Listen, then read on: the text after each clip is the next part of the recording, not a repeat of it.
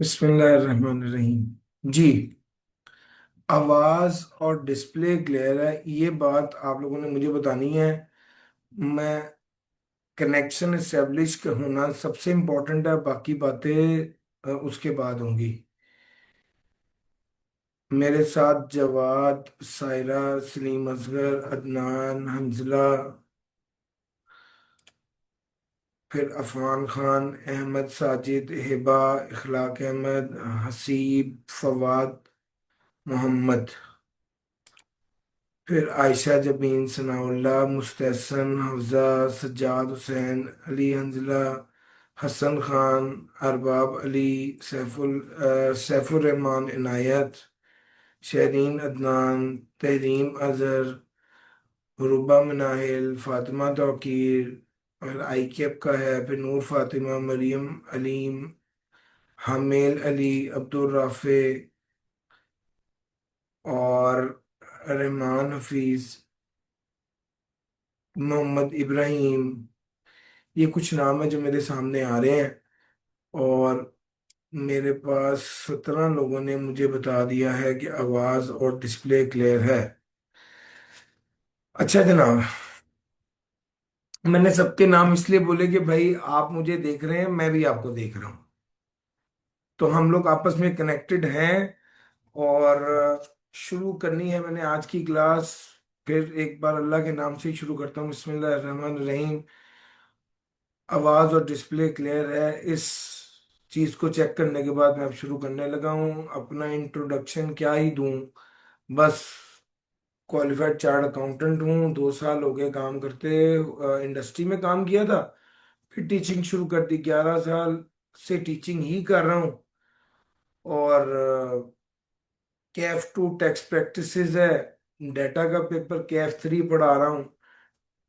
सी fab level पे C FAB 5 है, ये भी टैक्स का पेपर है, ऑडिट का पेपर है सी फैब लेवल पे।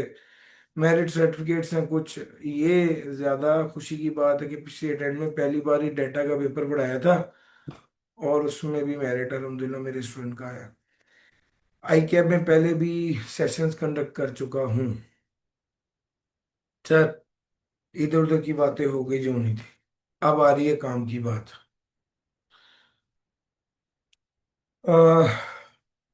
इनकम टैक्स, सेल्स टैक्स, ये सेशन जो आपके साथ 2 डे का है, इसमें मैंने डे 1 डेडिकेट किया इनकम टैक्स को, और उसमें मेनली इनकम टैक्स के न्यूमेरिकल पार्ट को। डे 1 में इनकम टैक्स के न्यूमेरिकल हिस्से को कॉम्प्रिहेंसिवली डिस्कस करके इसकी लेटेस्ट अटेम्प्ट का सवाल करवाना मेरा आज का प्लान। सिमिलरली सेल्स टैक्स के न्यूमेरिकल पार्ट को कॉम्प्रिहेंसिवली डिस्कस करके उसका लेटेस्ट अटेम्प्ट का न्यूमेरिकल कराना मेरा कल का टारगेट है।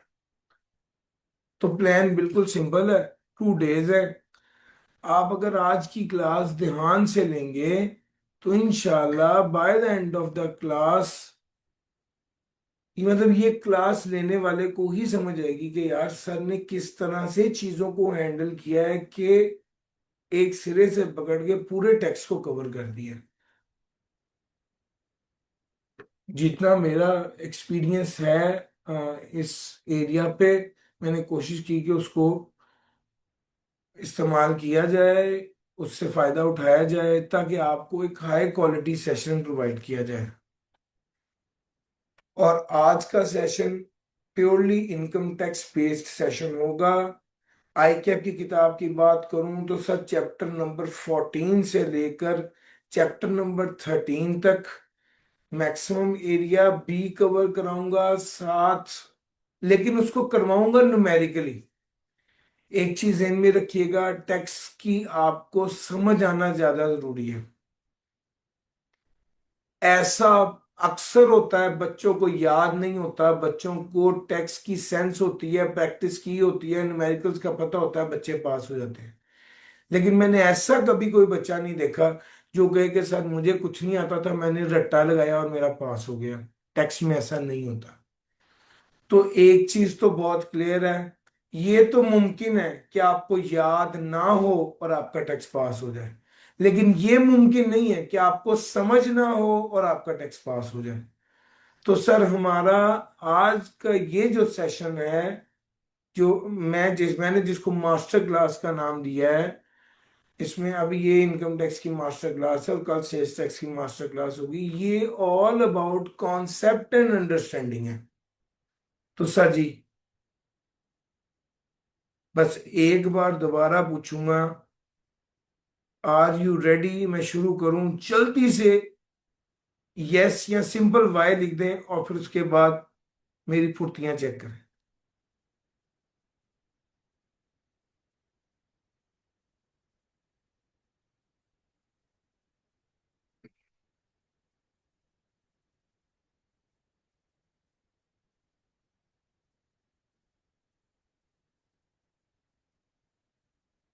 डन सर जी। बहुत आराम से, और मैं इनकम टैक्स के फॉर्मेट को पकड़ूंगा और वन बाय वन आपके साथ चलता रहूंगा। सर जब भी आपके पास इनकम टैक्स का सवाल आता है, आपने सबसे पहले उसका नाम लिखना होता है और उसकी रिक्वायरमेंट ऑफ द क्वेश्चन जो जिसमें वो कह रहा है कि ये चीज बताओ, उसको लिखना होता है। मिसाल के तौर पे उसने कभी टैक्स पेबल का होता है, कभी टैक्स लायबिलिटी का होता है, टैक्स पेबल स्लैश रिफंडेबल का होता है। जो लफ्ज लिखा है ज्यादा अप्रोप्रिएट ये है कि आप वो ही यूज कर लें ताकि उसे पता चले। अब आपको पता है कि जनाब, इनकम की बात करने लगा हूं तो एक पाकिस्तान सोर्स इनकम होगी, एक फॉरेन सोर्स इनकम होगी। अच्छा, पाकिस्तान सोर्स इनकम की बात करें तो सबसे पहले बात, हेड्स ऑफ इनकम में चलेंगे तो सबसे पहले सैलरी के हेड की बात आ जाती है। बच्चों, बहुत कुछ आपको मैं आपकी तरफ थ्रो करने लगा हूं, आपने अलर्ट रहना है, आपने चौकस रहना है सर। सैलरी में क्या क्या चीजें हैं, मेरे साथ चलना है। सर जी, सैलरी की सबसे पहला पॉइंट है basis of chargeability. Salary receipt base पर टैक्स होती है। हाँ, अगर रिसीट, अगर एरियर में सैलरी मिलने की वजह से हायर रेट पर टैक्स लग रहा है, तो फिर आपके पास ऑप्शन है कि आप सैलरी को एक्रूअल बेस पर भी टैक्स कर सकते हैं, लेकिन इसके लिए आपको at the time of return ये बात इंटीमेट करनी पड़ेगी। अगर आपको एम्प्लॉयर ने निकाल दिया है तो उस वक्त वो आपको जो बेनिफिट देगा उसको गोल्डन हैंडशेक कहते हैं। गोल्डन हैंडशेक के बेनिफिट की खास बात यह है कि ये एनटीआर के तौर पे भी टैक्स होता है और इस पर सेपरेट रेट भी लग सकता है। जो सब सेपरेट रेट लगता है तो पिछले 3 साल की टैक्स लायबिलिटी डिवाइड बाय पिछले 3 साल की टैक्सेबल इनकम से रेट कैलकुलेट करते हैं। एक तरफ एनटीआर और एक तरफ सेपरेट ब्लॉक आइटम और पिछले 3 साल की एवरेज, इन दोनों को कंपेयर करते हैं। और कंपेयर करने के बाद, इन दोनों को कंपेयर करते हैं, देखिएगा, इन दोनों को कंपेयर करते हैं और कंपेयर करने के बाद एनटीआर और सेपरेट ब्लॉक आइटम, जब सेपरेट ब्लॉक आइटम है तो लास्ट 3 ईयर का एवरेज रेट,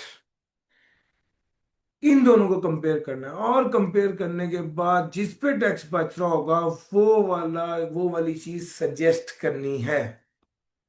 सर, ये जो दोनों आइटम्स मैंने आपको बताई, बेसिस ऑफ चार्जेबिलिटी और टर्मिनेशन बेनिफिट, ये दोनों आई के अपने पास पेपर्स में पूछी हुई हैं, तो आपको भी पता होनी चाहिए। Receive where salary received in arrear, ये वाली बात आपसे ऑलरेडी कर चुके हैं।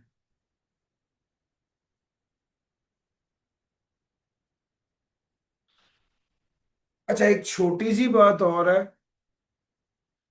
मैं ना साथ साथ आपको बताता चलूं, आप पढ़ रहे होंगे, आपके जहन में बहुत से सवाल आ रहे होंगे। अब सवाल कैसे पूछने हैं थोड़ा सा ये भी बता दूं। अब जैसे मैंने एक चीज शुरू की है तो ऑब्वियसली मैं इसको मुकम्मल करके ही आपके क्वेश्चन को देख रहूंगा। और मुझे लग रहा है कि जब मैं सवाल देख रहा हूँ तो शायद बहुत से सवाल हो गए होंगे। आप एक काम कीजिए, आप क्वेश्चन अगर मुझे मैं इस प्लेटफॉर्म को भी देख रहा हूँ। लेकिन अगर आप में से कोई बच्चा ऐसा हो जिसके सवाल रह गए हों, तो ये एक व्हाट्सएप नंबर मैं आपके साथ शेयर कर रहा हूँ, आपने साथ साथ सवाल यहाँ पर भी सेंड कर देना। इन जब आप सवाल टाइप कर रहे होंगे, तो वो सवाल टाइप करने के बाद इस यहाँ पर डालेंगे, साथ ही कॉपी करने के बाद वो सवाल मुझे एक व्हाट्सएप कर दीजिएगा। ये मेरा पर्सनल नंबर है। शेयर सिर्फ इसलिए कर रहा हूँ, एक बार तो पहले जब मैंने सेशन किया था तो अनायत साहब से बात हो गई थी, और उनको मैंने स्टूडेंट सपोर्ट के लिए शेयर किया है। दूसरा ये कि बच्चों के जहन में बहुत से सवाल होते हैं, in order to make sure कि हम सारे सवालों को एड्रेस कर सकें, हम आपको ये नंबर दे देते हैं ताकि आप ये सवाल डायरेक्टली रेलिवेंट टीचर से पूछ लें। तो इसलिए मैंने आपको ये नंबर दे दिया कि अब बहुत से सवाल, अभी मैं बात शुरू किया है तो 3-4 सवाल मैंने देख लिए हैं। तो आई एम अफ्रेड कि ऐसा ना हो कि जब मैं ये बात खत्म कर रहा हूं तो आपके कुछ सवाल अनएड्रेस्ड रह जाएं। तो अगर एट द सेम टाइम आपने सवाल यहाँ पर लिख लिया है, तो उसको साथ ही कॉपी करके मुझे व्हाट्सएप भी कर देंगे, और वो सवाल एड्रेस ना हुआ तो फिर मैं इस सेशन के बाद उसको एड्रेस कर दूंगा। इस सेशन के बाद भी एक सेशन है, बाहर 5 बजे फ्री होऊंगा, और 5 से 6:15 क्लास है, यानी 6:15 बजे जब फ्री होऊंगा तो उसके बाद इसको एड्रेस कर दूंगा। डन सर जी। तो मैंने नंबर इसलिए दे दिया कि आपका टीचर कहीं भागा नहीं जा रहा, आपके पास कांटेक्ट नंबर आ गया, आप सवाल पूछ सकते हैं। सवाल लिखते जाएं, टाइप करते जाएं, पूछते जाएं, कोई दिक्कत नहीं है। जो जो सवाल दिमाग में है, चूंकि हम बहुत तेज से सारे चैप्टर से गुजरे होंगे, तो जो भी आपके जिन में सवाल है वो आप लाजमी पूछिए। यहां पर ही पूछ लें, मैं इसको देखूंगा, इसको जवाब दे दूंगा। नहीं तो आपको भी तसल्ली होगी कि हमने सर को व्हाट्सएप कर दिया, और मुझे भी तसल्ली होगी कि यार अगर कोई सवाल रह गया तो मैं व्हाट्सएप में रिस्पॉन्ड कर दूंगा। Sir ji, tax free salary. Tax free salary का मतलब है वो वाली सैलरी जिस पर टैक्स नहीं लगना। अब ये दो तरह की होती है। बात कहते हैं एम्प्लॉयर एम्प्लॉय को कहते थे कि तुम्हारी 10 लाख रुपए तक का टैक्स मैं दूंगा। तो इसमें डेफिनेट हो गया कि 10 लाख का फायदा वो एम्प्लॉयर एम्प्लॉय को देता है, और एम्प्लॉय की इनकम में शामिल होकर टैक्स होगा। दूसरा था, बात कहते हैं एम्प्लॉयर एम्प्लॉय को कहता है कि तुम्हारा जितना टैक्स बनेगा मैं दूंगा। इस केस में वो ये नहीं बता रहा कि टैक्स बनेगा कितना, उसके लिए हमें एक एक्स्ट्रा वर्किंग करनी पड़ती है, टैक्स को कैलकुलेट करना पड़ता है, और फिर जो भी वर्किंग होती है वो 2 से 3 साइकिल के बाद वो वाली अमाउंट आपको इनकम में भी शामिल करनी होती है। टैक्स फ्री सैलरी की बात यह है कि इसको income under the head salary में भी ऐड करते हैं, और इसकी टैक्स लाइबिलिटी भी calculate.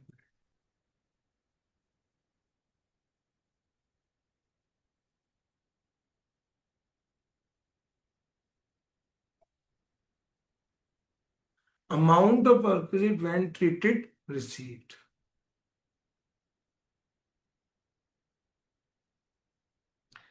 Amount of perquisite when treated received कब समझा जाएगा कि बेनिफिट आपने वसूल कर लिया है। इसकी 9 बातें हैं, समझिएगा।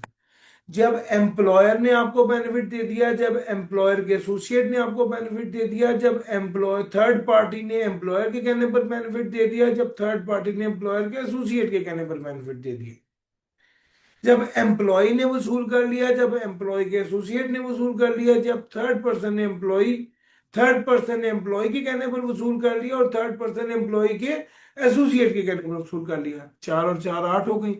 और पास्ट और प्रोस्पेक्टिव एम्प्लॉयर के केस से भी वसूल किया तो वो भी शामिल होता है। यानी इसमें 9 बातें। कन्वेंस। अगर आपके एम्प्लॉयर ने आपको कन्वेंस का बेनिफिट दिया, तो सबसे पहले ये देखा जाएगा कि इसका मकसद क्या है, पर्पज क्या है। अगर ऑफिशियल पर्पज है तो कुछ भी टैक्सेबल नहीं होगा। लेकिन अगर बोथ ऑफिशियल एंड पर्सनल है, तो कितना टैक्स लगेगा। अगर बोथ ऑफिशियल और पर्सनल है तो 5%। टैक्स नहीं, 5% का बेनिफिट है। अगर सिर्फ पर्सनल है तो 10% का बेनिफिट है। अगर 5% का बेनिफिट, 5% का बेनिफिट या 10% का बेनिफिट तो है ये, लेकिन सवाल अगला ये पैदा होता है कि मकसद तो पता चल गया, अब अगला सवाल ये किसका 5 या 10%। तो उसका जवाब है भाई, देखना पड़ेगा कि ये एसेट ओन्ड है या लीज्ड है? अगर ओन्ड है तो कॉस्ट का 5% लेंगे, और अगर लीज्ड है तो fair market value at the start of lease term, इसका 5 या 10% लेंगे। तीसरा सवाल ये पैदा होता है कि कितने अरसे तक ये बेनिफिट आपको मिला। अगर ये बेनिफिट 3 माह के लिए आपके पास रहा तो इसे 3/12 कर देंगे। अगर ये बेनिफिट 6 माह तक आपके पास रहा तो 6/12 कर देंगे। और अगर ये बेनिफिट पूरा साल आपके पास रहा तो कुछ भी नहीं करेंगे, क्योंकि 12/12 तो क्या हो जाएगा, 0 हो जाएगा। ये वाली बात भी कर दी।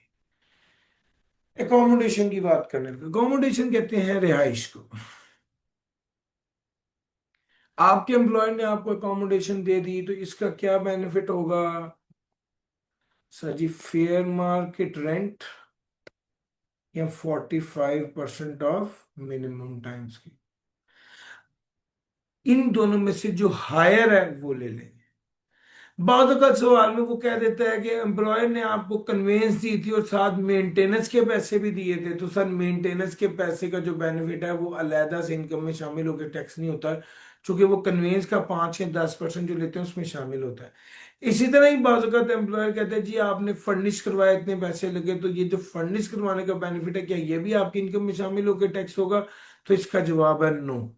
उसकी वजह ये कि ये जो आप 45% और मिनिमम टाइम्स के लिए फेयर मार्केट रेंट लेते हैं तो ये फर्निश घर का होता है, और उसमें ऑलरेडी ये वाला फैक्टर शामिल होता है। हाँ, कुछ केसेस में वो खास तौर पे कहते थे कि 45% नहीं होगा बल्कि 30% होगा, तो फिर 30% लेंगे, 45% नहीं लेंगे। हाँ, कुछ केसेस में वो ये मिनिमम टाइम स्केल का जिक्र नहीं करता बल्कि बेसिक सैलरी बताया था, तो अगर मिनिमम टाइम स्केल ना हो तो हम बेसिक सैलरी ले लेंगे। आगे चलता हूँ। यूटिलिटीज। सर आपके बिजली पानी गैस टेलीफोन का बिल अगर आपका एम्प्लॉयर दे रहा है तो वो आपकी इनकम में शामिल होकर टैक्स होगा। जितना आपका एम्प्लॉयर दे रहा है उतना आपकी इनकम में शामिल होकर टैक्स होगा। बाद अगर वो कहता है 50%, तो 50% आपकी इनकम में शामिल होकर टैक्स होगा। इंटरेस्ट फ्री या कंसेशनल लोन? कंसेशनल लोन करना था मैंने सर, कंसेशनल लोन करना था, लोन लिख दिया। इसको ठीक कर लेते हैं पहले तो। दूसरे नंबर पे बात ये करनी है, अगर आपके एम्प्लॉयर ने आपको इंटरेस्ट फ्री लोन दिए तो 10% के बराबर फायदा उसने आपको दिया, आपकी इनकम में शामिल होकर टैक्स होगा। अगर आपके एम्प्लॉयर ने आपको कंसेशनल लोन दिए यानी मार्केट से 10% मिल रहा है या बेंचमार्क रेट 10% है, और उसने आपको 4% पे लोन दिया तो उसने आपको 6% का फायदा दिया, तो 6% का फायदा आपकी इनकम में शामिल होकर टैक्स होगा। तो इंटरेस्ट फ्री लोन भी हो गया और कंसेशनल लोन भी हो। अब उसके बाद तीसरी बात करते हैं। अगर आपने 10 लाख तक लोन लिया तो कोई फायदा भी taxable under the head salary नहीं होगा। अगर आपने अपने एम्प्लॉयर से इंटरेस्ट लेना था और आपने इंटरेस्ट वेव कर दिया और उसके बदले में आपके एम्प्लॉयर ने आपको इंटरेस्ट फ्री लोन दिया, तो इस केस में जो फायदा होगा वो भी टैक्सेबल नहीं होगा। 4 बातें होगी। पांचवी बात यह है कि अगर आपने एक एसेट खरीदा और एसेट खरीद कर उसको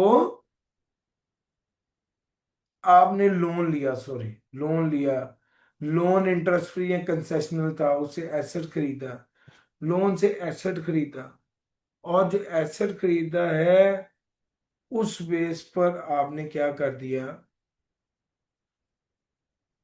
एसेट से इनकम जनरेट कर दी, और इनकम में से क्या इंटरेस्ट और लोन माइनस होगा?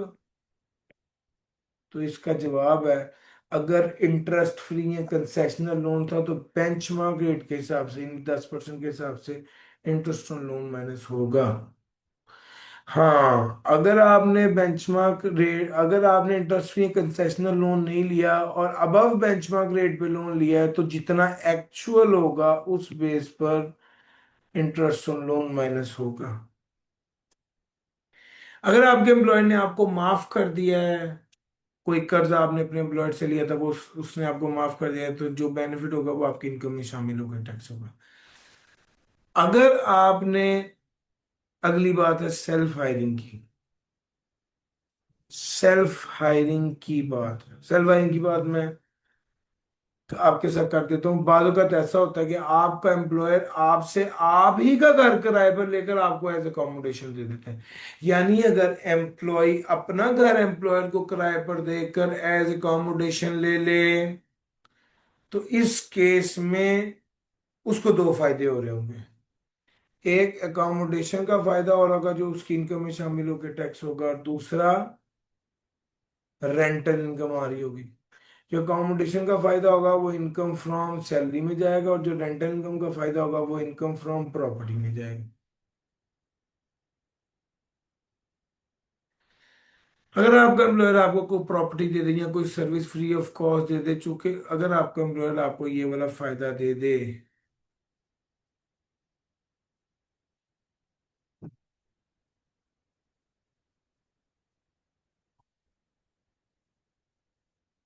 आपको कोई ट्रांसफर ऑफ प्रॉपर्टी या प्रोविजनल सर्विसेज मिल जाए, तो इसके वजह से जो फायदा होगा एम्प्लॉय को, नौकरी की वजह से जो फायदा मिलेगा वो उसकी इनकम में शामिल होकर टैक्स होगा।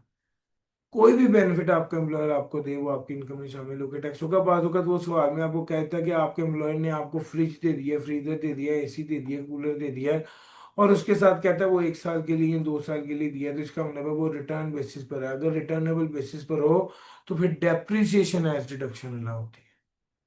सर जी, ग्रेचुटी, अगर आपकी रिटायरमेंट हो गई और आपको ग्रेचुटी मिली है तो क्या ट्रीटमेंट होगा? गवर्नमेंट ग्रेचुटी पे कोई टैक्स नहीं होता। अप्रूव्ड ग्रेचुटी फंड हो तो उस पर भी कोई टैक्स नहीं होता। अप्रूव्ड ग्रेचुटी स्कीम हो तो 3 लाख तक कोई टैक्स नहीं होता। और अगर अप्रूव्ड ही ना हो तो फर्क नहीं पड़ता, फंड हो या स्कीम हो, उसके बाद से उसने कहा है 75,000 या 50% विच एवरेज लोअर वहां तक एग्जाम्प्ट होता है, और उससे ऊपर वाले पर टैक्स होता है। सर, इसकी कुछ एक्सेप्शंस भी हैं, वो जरूर देख लीजिएगा। अक्सर मुझे लगता है कि वो वाली एक्सेप्शन की बात वो थ्योरेटिकली भी पूछ सकता है कि अगर पेमेंट आउटसाइड पाकिस्तान हो रही है, पेमेंट नॉन रेजिडेंट को हो रही है, अगर एक से ज्यादा ग्रेचुटी मिल रही है, या अगर ग्रेचुटी डायरेक्टर को मिल रही है जो रेगुलर एम्प्लॉय नहीं है, तो उस केस में ये वाली एग्जेम्पशन अप टू 75% या 50% ऑफ ग्रेचुटी अमाउंट रिसीवेबल, ये अप्लाई नहीं होती, और पूरी अमाउंट पर ही टैक्स लगेगा। हाँ, अलबत्ता ग्रेचुटी के हवाले से भी ट्रीटमेंट बिल्कुल वही होता है जो टर्मिनेशन बेनिफिट वाला होता है। एनटीआर के तौर पे भी ट्रीट कर सकते हैं, और पिछले 3 साल की एवरेज रेट भी ले सकते हैं। पेंशन पहले कभी एग्जाम्प्ट होती थी, अब पेंशन सेपरेट ब्लॉक आइटम है, उस पर रेट लगना है। 10 मिलियन तक तो वो एग्जाम्प्ट है, उससे ऊपर होगी तो 10 मिलियन से ऊपर वाली अमाउंट पर रेट लगेगा। अलबत्ता अगर किसी बंदे की उम्र 70 साल से ज्यादा है तो उसकी पेंशन जितनी भी होगी वो एग्जाम्प्ट होगी। प्रोविडेंट फंड, प्रोविडेंट फंड के बारे से कहते हैं कि आपका एम्प्लॉयर एम्प्लॉयर कुछ पैसे एम्प्लॉय से लेता है, कुछ पैसे अपने डालता है, इस पैसे को इन्वेस्ट कर देता है, और उस केस में जो बेनिफिट आता है वो आपकी इनकम में शामिल होके वो जो बेनिफिट आता है वो जो है वो आपके पास आपकी इनकम में ऐड हो जाता है, वो आपके अकाउंट में ऐड होता है कहना चाहिए। अगर मैं इसको जरा स्केच करूं कि आपको बात कुछ समझ आ जाए, ऑल्दो ये एक पूरा एरिया है जिसको एम्प्लॉय और एम्प्लॉयर ये कंट्रीब्यूट करते हैं, यहाँ पर एक अमाउंट बन जाती है, इस पर आपको मिल जाता है इंटरेस्ट, और ये पैसे जुड़ते रहते हैं, और जब आप नौकरी छोड़ते हैं या रिटायर होते हैं तो आपको एक्यूमुलेटेड बैलेंस मिल जाता है। ये जो एक्यूमुलेटेड बैलेंस मिल जाता है, तो अगर तो गवर्नमेंट ग्रेचुटी हो तो ये सब कुछ एग्जाम्प्ट है। अगर गवर्नमेंट ग्रेचुटी ना हो बल्कि ये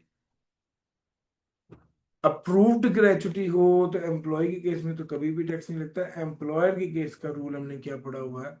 1/10 of basic salary plus DNS allowance, और दूसरा क्या पढ़ा हुआ है? 1.5 लाख। इन दोनों में से जो लोअर होता है वो एग्जाम्प्ट होता है। इंटरेस्ट हो तो इंटरेस्ट और एट द रेट ऑफ 16%, या 1/3 of basic salary plus DNS. इन दोनों में से जो हायर हो, इन दोनों में से जो हायर हो वो क्या कहते हैं, इन दोनों में से जो हायर हो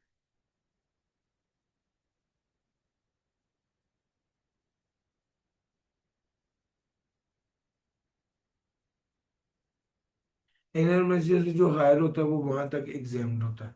और अप्रूव्ड या रेकग्नाइज के केस में क्यूमुलेटेड बैलेंस पर कोई टैक्स नहीं होता।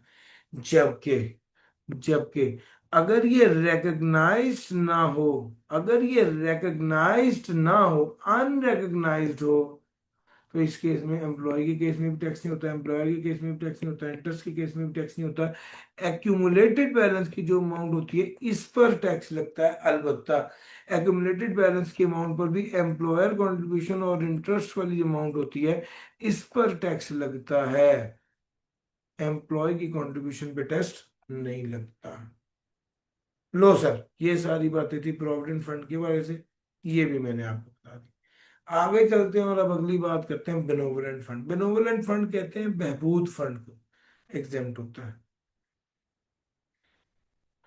अगर एम्प्लॉयर अगर एम्प्लॉयर अस्पताल है,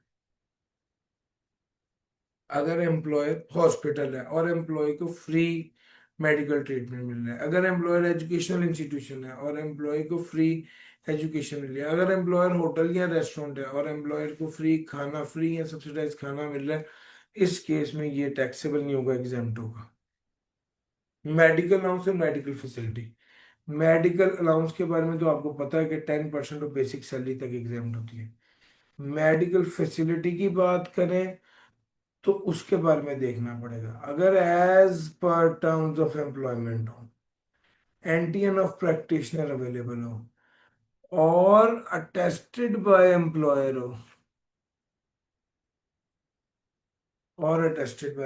हो, तो मेडिकल फैसिलिटी एग्जाम्प्ट होती है। वरना मेडिकल फैसिलिटी क्या हो जाती है, टैक्सेबल। मेडिकल अलाउंस है, मेडिकल फैसिलिटी है, मेडिकल फैसिलिटी टैक्सेबल हो जाती है। फिर उसके बाद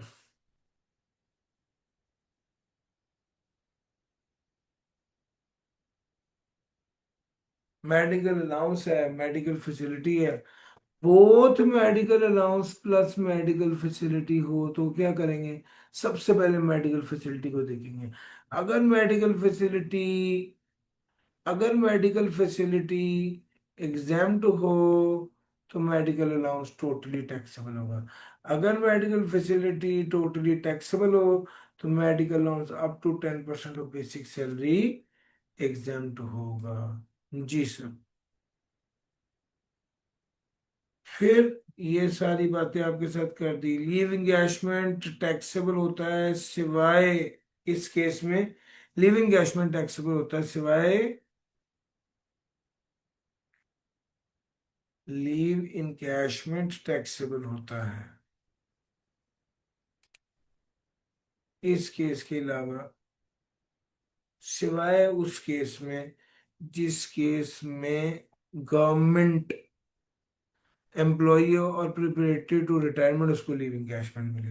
फिर उसके बाद है सैलरी अर्नड आउटसाइड पाकिस्तान। अगर कोई बंदा है जो सिटीजन ऑफ पाकिस्तान है, वो गवर्नमेंट ऑफ पाकिस्तान को कोई सर्विस पाकिस्तान से बाहर देता है और उसके अगेंस्ट को बेनिफिट भी पाकिस्तान से बाहर ही मिलता है तो वो भी एग्जाम्प्ट होगा। फॉरेन सोर्स सैलरी, अगर वो बंदा पाकिस्तान से बाहर गया और बाहर ही रह गया तो उसकी सैलरी एग्जाम्प्ट होती है। अगर वो बंदा पाकिस्तान से बाहर गया और वापस पाकिस्तान आ गया या पाकिस्तान में रह के बाहर से पैसे कमा रहा है तो उसकी सैलरी भी एग्जाम्प्ट होगी। अगर वो उसका एम्प्लॉयर उसको सैलरी पे टैक्स काट के दे रहा है और उसका वो जो टैक्स कटा हुआ है वो रेवेन्यू अथॉरिटी को, उस मुल्क की रेवेन्यू अथॉरिटी को जमा हो रहा है। Sir under the head salary income में कौन कौन सी चीजें आती हैं मैंने एक एक डिटेल से बता दी। सवाल यह है कि इनकम में से खर्चे माइनस नहीं होते। सैलरी का पूरा चैप्टर मैंने कवर कर दिया। जी बच्चों मुझे बताएं, क्या आपको अच्छे से समझ आई तो सिंगल बाय, बहुत अच्छे से समझ आई तो डबल बाय, और फिर मैं आगे चलूंगा। 1 मिनट में मुझे आपका फीडबैक चाहिए।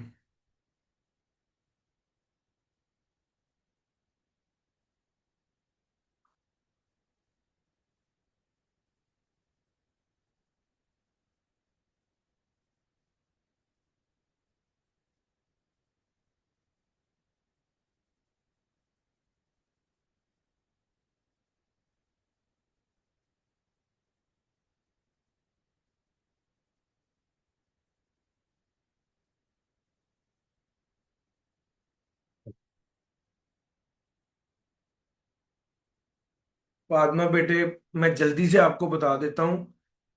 बात मुश्किल है जो आपने की है। फॉरेन सोर्स वाला पॉइंट ये है कि फॉरेन सोर्स सैलरी हमेशा एग्जेम्प्ट होती है।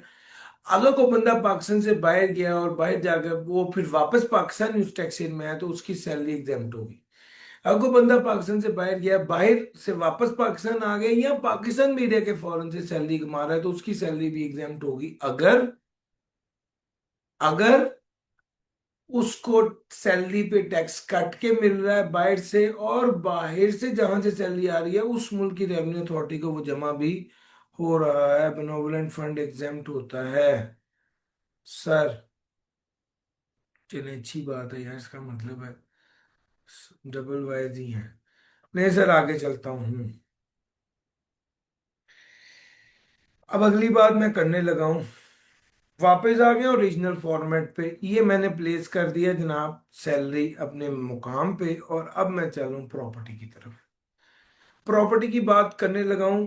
मेरा आप लोगों को एक मशवरा है ये बात करने से पहले। बच्चों, हम बहुत क्विकली चल रहे हैं। मेरे मुताबिक एक मुनासिब प्रिपेयर्ड बच्चा जो है, जिसकी प्रिपरेशन इस वक्त 60 to 70% के करीब भी है, उसको मेरी सारी बातें समझ आनी चाहिए। लेकिन अगर कोई बात आपको समझ नहीं ना आ रही तो उस पॉइंट को नोट कर लें कि यार ये वाला एरिया मेरा वीक है, इसको मैंने मजीद देखना है। नोट कर लें, ये इसका सबसे इफेक्टिव तरीका है।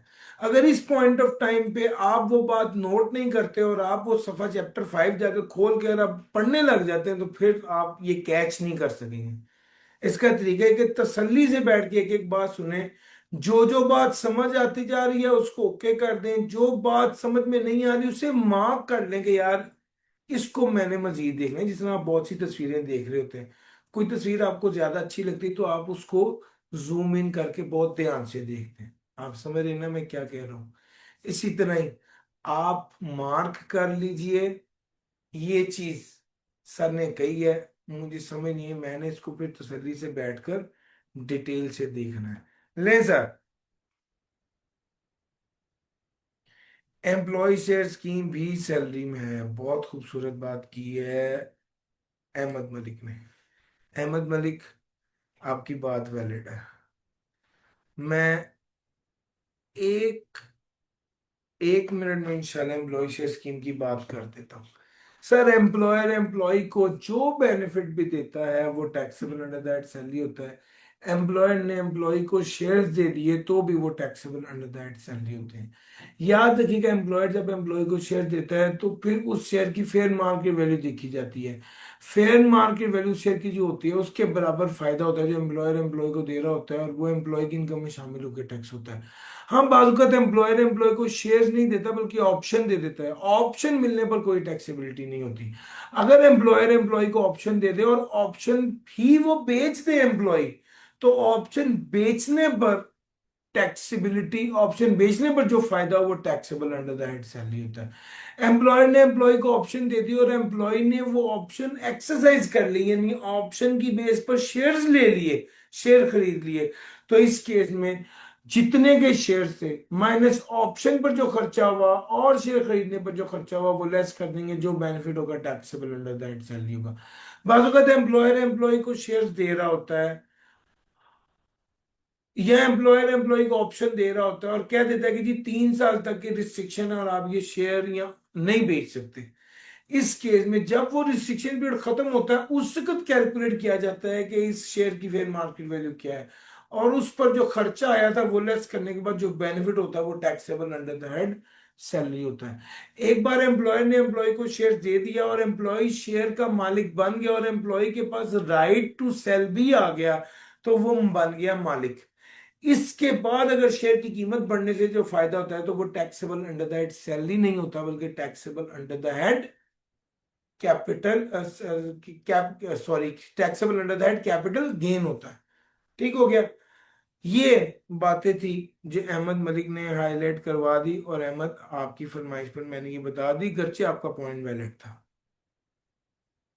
इनकम फ्रॉम प्रॉपर्टी, सर जी इनकम फ्रॉम प्रॉपर्टी में क्या है? सर, किराए की इनकम इनकम फ्रॉम प्रॉपर्टी है। किराए का क्या असूल है? Actual fair market rent whichever is higher. Sir अगर आपको एडवांस भी मिला हुआ है तो एडवांस जितना मिला है डिवाइड बाय 10 करके इनकम में शामिल कर दो। बाजू का तो आपको नया एडवांस मिलता है और पुराना एडवांस आपने वापस भी करना होता है। तो नया एडवांस जो मिला और पुराने एडवांस का वो हिस्सा जिस पर ऑलरेडी टैक्स लग चुका था वो लेस कर देंगे। नया एडवांस माइनस पुराने एडवांस का वो हिस्सा जिस पर ऑलरेडी टैक्स लग चुका था डिवाइड बाय 10 करेंगे।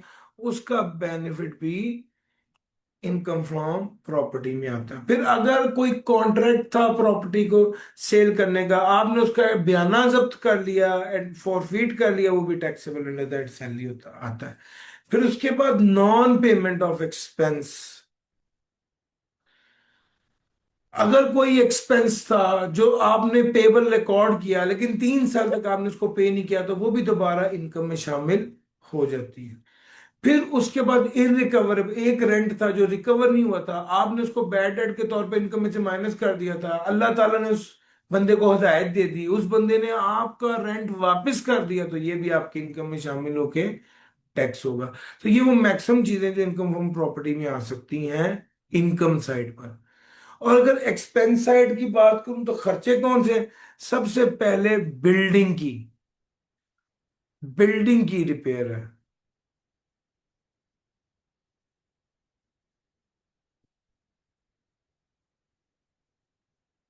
सबसे पहले बिल्डिंग की रिपेयर है 20%, ये माइनस हो गई। फिर उसके बाद है प्रॉपर्टी रिलेटेड टैक्सेस, वो इनकम में से माइनस करने की जरूरत है। एडमिन के वाले से उसने कहा है कि 4%। याद रखिएगा जो रिपेयर है वो 20% होती है इररिस्पेक्टिव ऑफ एक्चुअल। और जो एडमिन या कलेक्शन चार्जेस होता है ये 4%, इसमें कैप है कि मैक्सिमम 4% हो सकता है। अगर एक्चुअल 3% है तो 3% ही माइनस होगा। लेकिन रिपेयर 20% है तो 20 ही होगा, चाहे एक्चुअल 10% हो या 5% हो या 50% हो, वो 20% ही माइनस होता है। फिर उसके बाद हम आगे चलते हैं और आगे बात करते हैं ग्राउंड रेंट की माइनस करने की इजाजत है, इंटरेस्ट ऑन लोन माइनस करने की इजाजत है। इंश्योरेंस भी सिर्फ किसकी माइनस होगी? बिल्डिंग की। प्रॉफिट ऑन डेट भी माइनस करने की इजाजत है। लीगल चार्जेस जो प्रॉपर्टी से कनेक्टेड है वो माइनस करने की इजाजत है। प्रॉपर्टी में कौन सी इनकम है, कौन से खर्चे हैं, सारा बता दिया। हाँ, चार चीजें ऐसी हैं प्रॉपर्टी के अंदर जो लगता है कि प्रॉपर्टी इनकम में शामिल है कि, लेकिन वो प्रॉपर्टी में नहीं बल्कि इनकम फ्रॉम अदर सोर्स में। सबसे पहला, अगर आपने building with plant and machinery किराए पर दिया हुआ है तो वो इनकम फ्रॉम प्रॉपर्टी में नहीं जाएगा बल्कि इनकम फ्रॉम अदर सोर्स में जाएगा। दूसरा, बिल्डिंग विद यूटिलिटी इमेनिटी आपने दिया हुआ है तो वो भी इनकम फ्रॉम प्रॉपर्टी में जाएगा और इनकम फ्रॉम अदर सोर्स में नहीं जाएगा।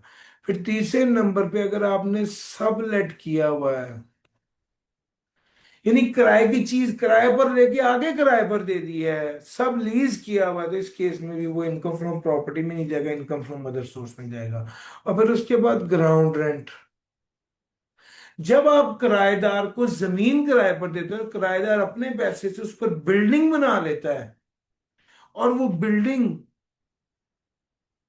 इस्तेमाल कर रहा होता है और वो आपको जमीन का किराया दे रहा होता है, इसको ग्राउंड रेंट बोलते हैं। ये भी इनकम फ्रॉम प्रॉपर्टी में नहीं बल्कि इनकम फ्रॉम अदर सोर्स में आता है। तो भैया इनकम फ्रॉम अदर सोर्स में चार चीजें तो ये मैंने आपको फौरी बता दी। और क्या क्या है?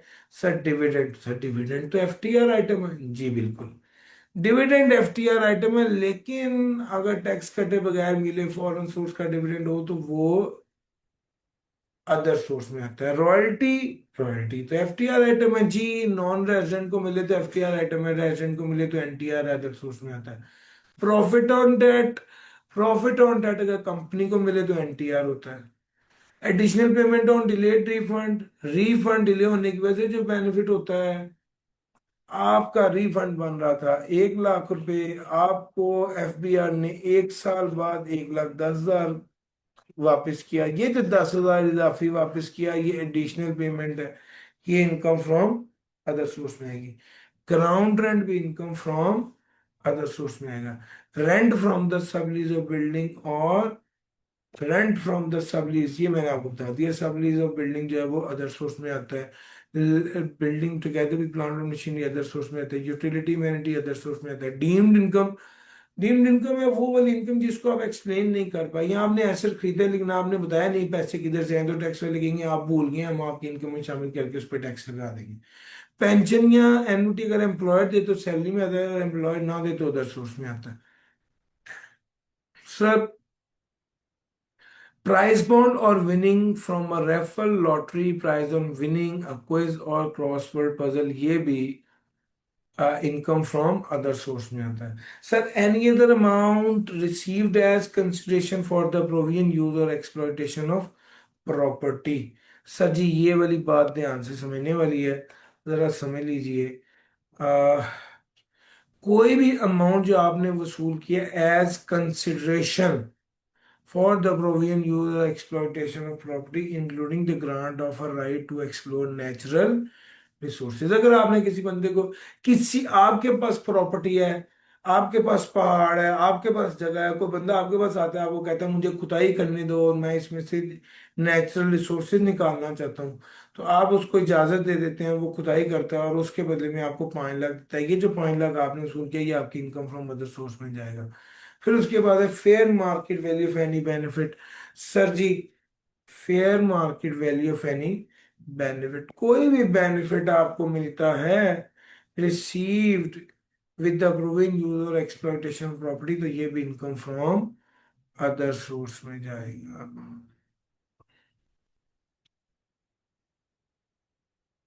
ऐसे भी होता है कि आप ये बात कह देते कि मेरी जमीन है, तुम खुदाई कर रहे हो, इसमें से जो निकलेगा वो आधा आधा होगा, तो इस केस में जो भी बेनिफिट आपको मिला वो अदर सोर्स में आएगा। सर जी, अगर आपने किसी जगह की मलकियत नहीं ली, ओनरशिप नहीं ली, बल्कि पोजेशन ली है, सिर्फ कब्जा खरीदा है और कब्जा ही बेच दिया, इस केस में जो फायदा होगा वो भी इनकम फ्रॉम, कब्जा खरीदा है और कब्जा ही बेच दिया।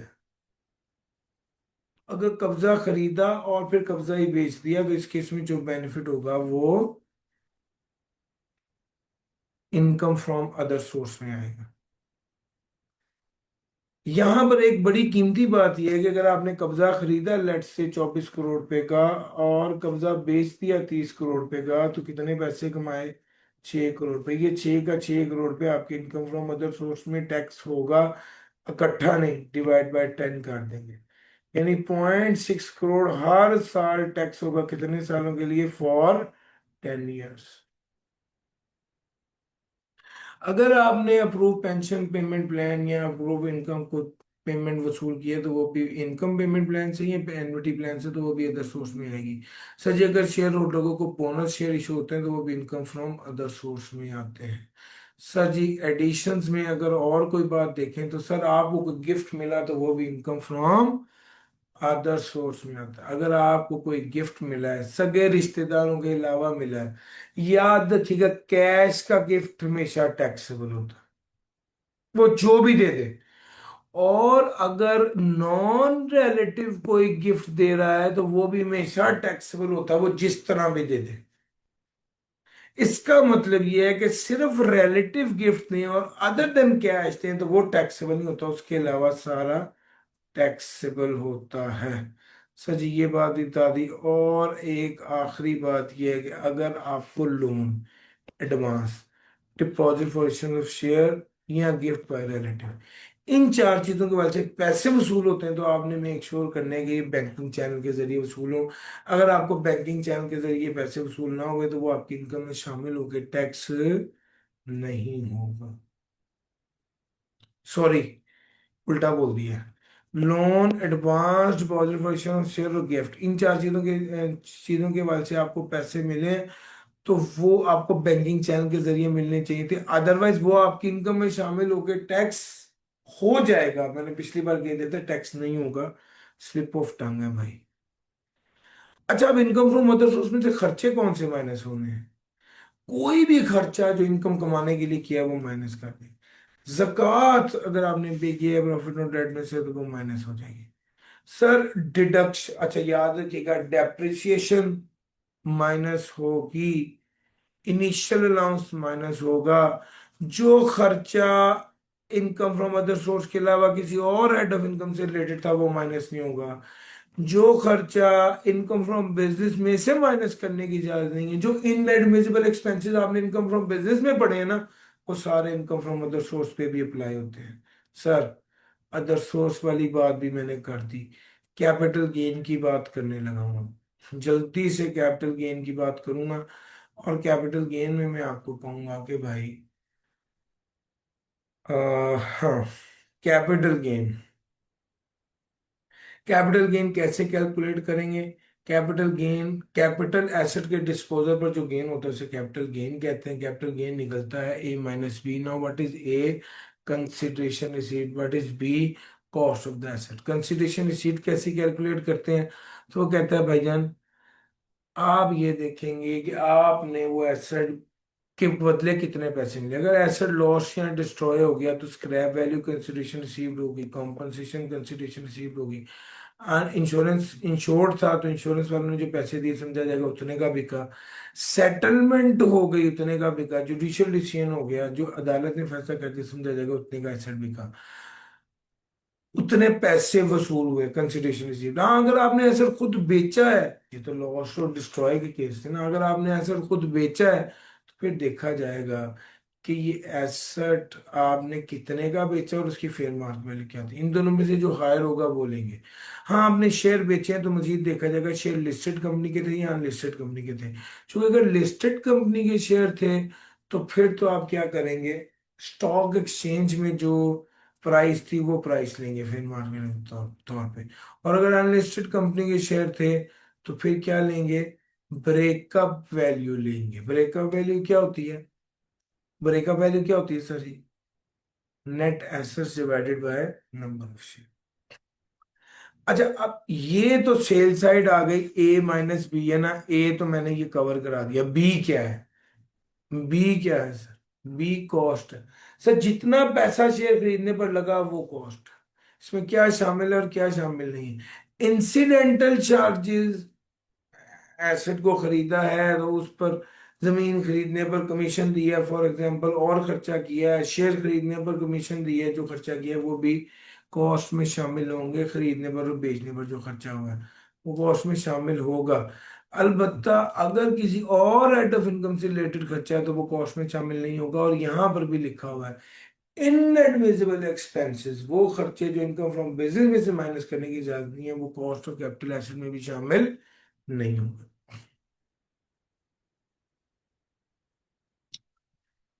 सर जी, कैपिटल गेन का जब भी सवाल आए सबसे पहले देखें कैपिटल एसेट है, दूसरे नंबर पे देखें डिस्पोजल है। अगर डिस्पोजल नहीं है तो फिर डीम्ड इनकम का भी सोच सकते हैं। This would be the last attempt जिसमें डीम्ड इनकम की बात हो रही होगी। वैसे अदालत ने इस कानून को 7E को कल अदम करार दे दिया है, लेकिन आईकेएफ की तरफ से कोई सच नोटिफिकेशन नहीं है। और आपको बताता चलूँ कि एज पर द आईकेएफ रूल्स, आप पिछले 4 माह में अगर कोई चीज़ टेस्ट हुई है, पिछले 4 माह में 4 माह पहले जो कानून था वो वाला कानून आपके पेपर में एग्जामिन होगा। अगर उसमें कोई तब्दीली आ गई तो वो 4 माह पहले वाला कानून ही एप्लीकेबल रहेगा। उसके मुताबिक ये वाले एरिया आपके स्कोप में आता है। इसको एक बार गो थ्रू कर लीजिएगा। आगे चलता हूँ। कैपिटल एसेट की बात कर ली, डिस्पोजल की बात कर ली। अगर कैपिटल एसेट भी है और डिस्पोजल भी है तो देखेंगे इमूवेबल प्रॉपर्टी है, सिक्योरिटी है या अदर एसेट्स है। क्योंकि अगर इमूवेबल प्रॉपर्टी है तो देखना पड़ेगा गेन है या लॉस है। क्योंकि अगर गेन है तो वो सेपरेट ब्लॉक आइटम के तौर पे टैक्स होगा, लेकिन अगर लॉस है तो वो एडजस्टेबल नहीं होता। सिक्योरिटी के केस में भी देखा जाएगा गेन है या लॉस है। क्योंकि गेन है तो वो सेपरेट ब्लॉक आइटम के तौर पे टैक्स होगा, और लॉस है तो वो सिक्योरिटी का लॉस सिक्योरिटी के गेन के साथ ही एडजस्ट होगा। ना एडजस्ट हो सका तो 3 साल के लिए कैरियर फॉरवर्ड। अगर कैपिटल एसेट की बात करूँ तो देखा जाएगा गेन है या लॉस है। क्योंकि गेन होगा तो वो टैक्सेबल होगा एनटीआर के तौर पे, और अगर लॉस होगा तो देखा जाएगा कि ये आर्ट रिलेटेड आइटम है या अदर लॉस है। क्योंकि अगर आर्ट रिलेटेड आइटम होगी तो फिर वो एडजस्टेबल नहीं होगा, और अगर अदर लॉस होगा तो फिर वो एडजस्टेबल भी होगा अगेंस्ट द कैपिटल गेन। और अगर एडजस्ट ना हो सका तो 6 साल के लिए कैरियर फॉरवर्ड। ये एक छोटी सी चीज थी जिससे मैं पूरा कैपिटल गेन कवर करवा चुका हूं।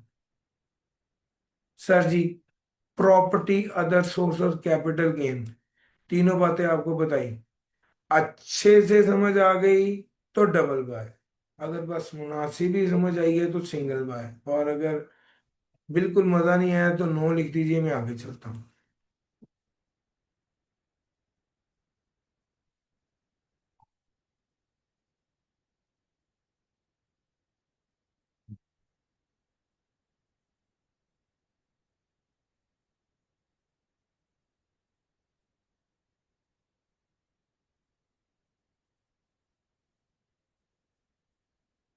जरीरा ने कहा है डीम्ड इनकम रिपीट करें। नहीं बेटा, ये फ्लो चार्ट में शो कर देता हूँ। डीम्ड इनकम को जाने दें आप बेटे। मुझे आप व्हाट्सएप कर दीजिएगा, उसकी एक वीडियो मैं आपको शेयर कर दूंगा जिसमें वो सब कुछ आपको समझ आ जाएगा, लेकिन इस पॉइंट ऑफ टाइम पे मैं वो नहीं बता सकता।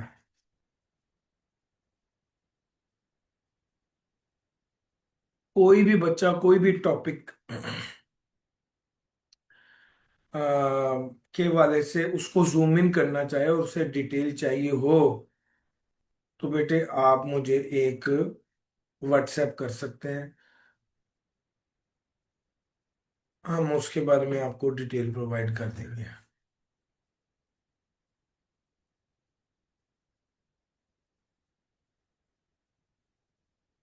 जी बेटे, आप मुझे एक व्हाट्सएप करेंगे, मैं आपको प्रोवाइड कर दूंगा। अभी इस सेशन में तो हमारे पास उतना टाइम नहीं है कि हम लहदा लहदा बात कर सकें। बिजनेस की बात करूं तो एक जो है वो स्पेकुलेशन बिजनेस और एक नॉन स्पेकुलेशन बिजनेस है। स्पेकुलेशन बिजनेस के बारे में तो उसने कहा था कि कॉन्ट्रैक्ट किया हो ताकि प्रॉफिट कमाया जा सके, और एक्चुअल डिलीवरी ना हो तो वो speculation business.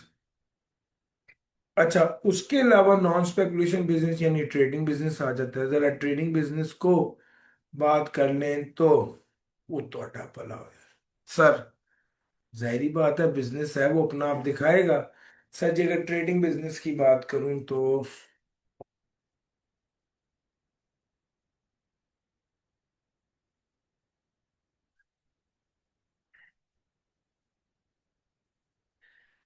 Particulars profit before tax आ गया, और ऐड कर देंगे इन एडमिसिबल एक्सपेंसेस की या टैक्सेबल एडजस्टमेंट्स, फाइन या पेनल्टी।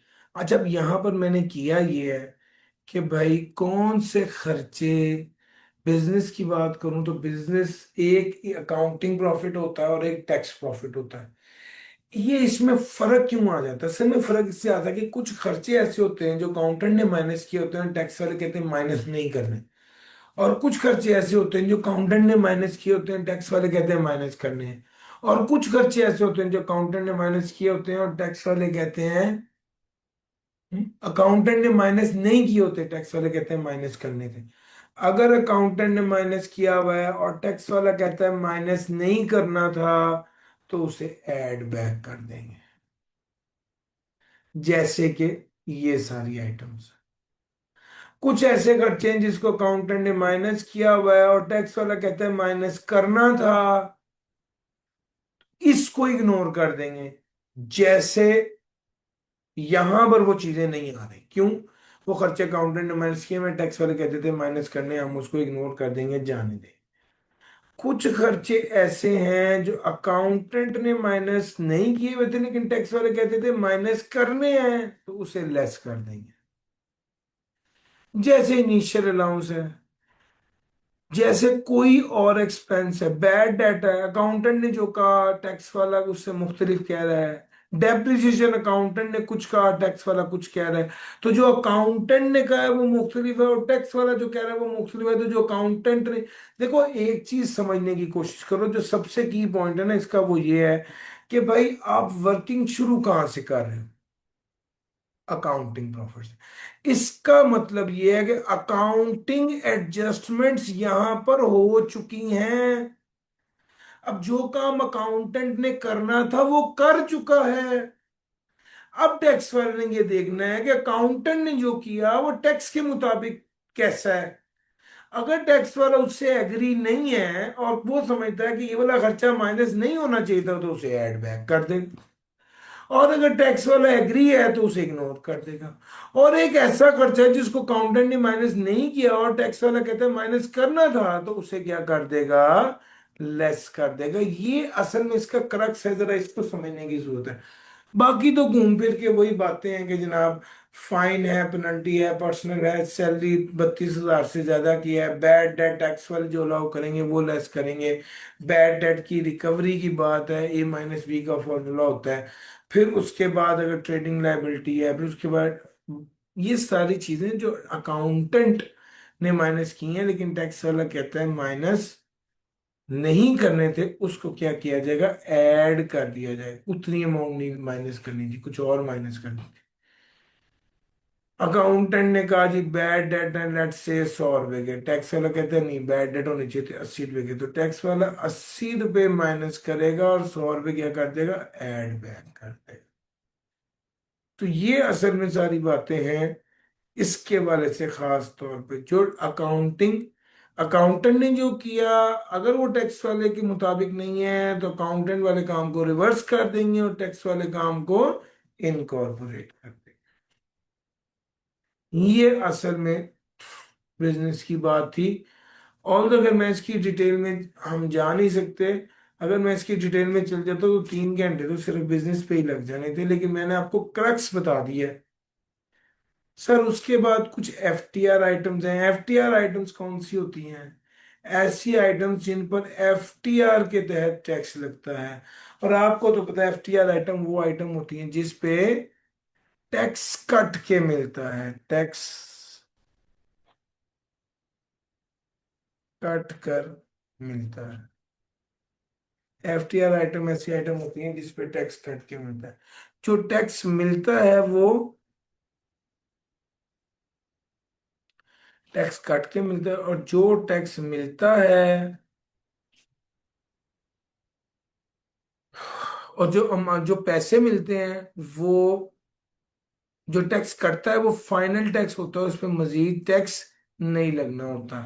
और आपको पैसे ही टैक्स काट के मिलते हैं, जैसे commission, brokerage, export price and winning, dividend, Pakistan source royalty of non resident और fee for technical service of non resident.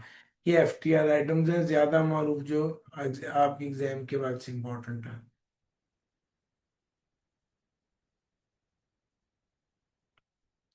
अच्छा जी, अब आप अगर गौर करें तो सेपरेट ब्लॉक आइटम की बात भी करता हूँ।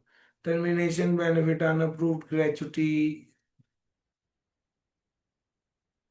अनअप्रूव्ड ग्रेचुटी, और ये कुछ आइटम्स हैं। ऑल दो डीम्ड इनकम वाली बात भी अब एज सच नहीं वो आती नजर आ रही है। प्रॉफिट ऑन डेट भी अलहदा होकर टैक्स होता है। बहरहाल ये कुछ चीजें सेपरेट ब्लॉक आइटम की हैं। अच्छा जी, इसके बाद एग्जाम्प्ट हैं। एग्जाम्प्ट कौन कौन सी इनकम है, जरा आ जाएं। ये बात चैप्टर नंबर 11 में पढ़ाई थी। Agriculture income, foreign government officials को जो पैसे मिलते हैं, अगर वो हमारे बंदे को एग्जाम करते तो हम उनके बंदे को एग्जाम कर देंगे। एग्रीकल्चर इनकम एग्जाम्प्ट होती है। एग्रीकल्चर इनकम से मुराद है वो इनकम जो एग्रीकल्चर से कमाई जाए, और एग्रीकल्चर से कमाए जाने वाले पैसे एग्रीकल्चर इनकम कहलाती है। और वो एग्जेम्प्ट होते हैं अगर वो जमीन जहां पर एग्रीकल्चर की गई है वो पाकिस्तान में मौजूद हो। ठीक हो गया। उसके बाद प्रेसिडेंट ऑनर सदर पाकिस्तान को पैसे दे तो वो एग्जेम्प्ट है। उसके बाद profit on debt, profit on debt exempt भी होता है जी। नॉन रेजिडेंट अगर लोन दे रेजिडेंट पर्सन को ताकि वो पाकिस्तान में बिजनेस कर सके, और वो बिजनेस करके पैसे कमाए और पैसे कमा के profit on debt non resident को पाकिस्तान से बाहर भेजे, तो इस केस में इस प्रॉफिट ऑन डेट पर कोई टैक्स नहीं लगता, अगर सिक्योरिटी भी पाकिस्तान से बाहर ही रखवाई हुई हो। और इसमें आखिरी बात ये है, अगर सिक्योरिटी पाकिस्तान से बाहर रखवाई हुई हो और लोन देने वाला लोन लेने वाला आपस में एसोसिएट ना हो। स्कॉलरशिप, हायर इंडस्ट्री स्कॉलरशिप के बारे में ये कहा जाता है कि हायर एजुकेशन के लिए जो पैसे मिलते हैं वो एग्जाम्प्ट होता है। Support payment under an agreement to live apart, मियाँ बीवी के दरमियान में तलाक हो गई है, मियाँ ने बीवी को पैसे दिए या बीवी ने शौहर को, under an agreement to live apart जो पैसे दिए वो एग्जाम्प्ट है। एक दो बार आई के अपने पास पेपर में सवाल पूछा है, अगर मियाँ ने बीवी को दुकान दे दी है तो दुकान मिलने पर कुछ भी टैक्सेबिलिटी नहीं होगी, अलबत्ता अगर बीवी ने वो दुकान किराए पर दे दी है और उससे किराया आ रहा है तो याद रखिएगा इस किराए पे तो बहरहाल टैक्स लगेगा। फेडरल प्रोविंशियल और लोकल गवर्नमेंट के बारे से कि इस पे कोई टैक्स नहीं लगता। फेडरल गवर्नमेंट पे तो कोई टैक्स नहीं लगता, प्रोविंशियल और लोकल गवर्नमेंट अपनी जुरिस्डिक्शन में कोई टैक्स नहीं लगता, लेकिन दूसरी प्रोविंस से अगर वो कोई इनकम कमा रहे हो तो उस पर टैक्स लगेगा। और फेडरल प्रोविंशियल और लोकल गवर्नमेंट को जो पेमेंट की जाती है उस पर कोई विद होल्डिंग नहीं होती, नहीं, टैक्स काटे बगैर पूरी पेमेंट होती है। Sir foreign source income of short term resident, ये वाली बात भी कर ही देंगे। शॉर्ट टर्म रेजिडेंट क्या होता है?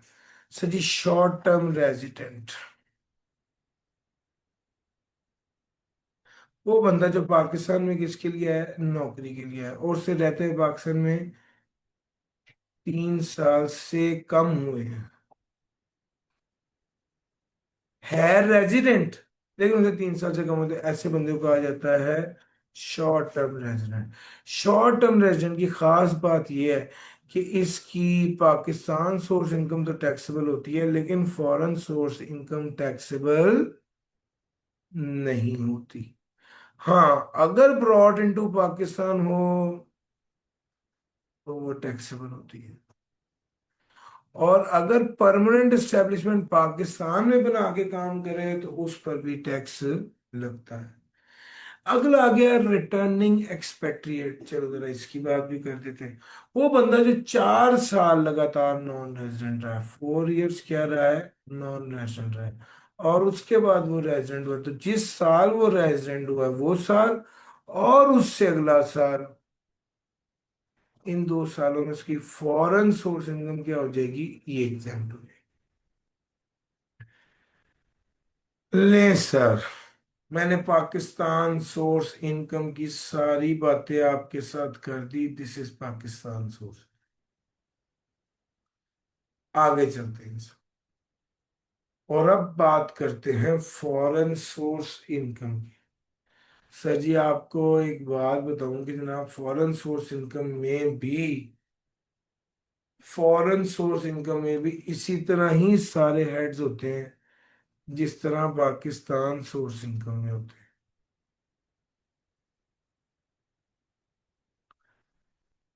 फॉरेन सोर्स इनकम में भी इसी तरह ही सारे हेड्स ऑफ इनकम होते हैं, जैसे पाकिस्तान सोर्स इनकम में होते हैं। और फॉरेन सोर्स इनकम को कैलकुलेट भी इन्हीं असूलों के मुताबिक किया जाता है जिन असूलों के मुताबिक पाकिस्तान सोर्स इनकम को कैलकुलेट किया जाता है। याद रखिएगा, फॉरेन सोर्स इनकम के खर्चे पाकिस्तान सोर्स इनकम में से माइनस नहीं होते, पाकिस्तान सोर्स इनकम के खर्चे फॉरेन सोर्स इनकम में से माइनस नहीं होते, इनको अलग-अलग रखा जाता है। और एक अगली कीमती बात यह कि फॉरेन सोर्स इनकम में स्पेकुलेशन को एक अलग हेड ट्रीट करते हैं, नॉन स्पेकुलेशन बिजनेस को एक अलग हेड ट्रीट करते हैं।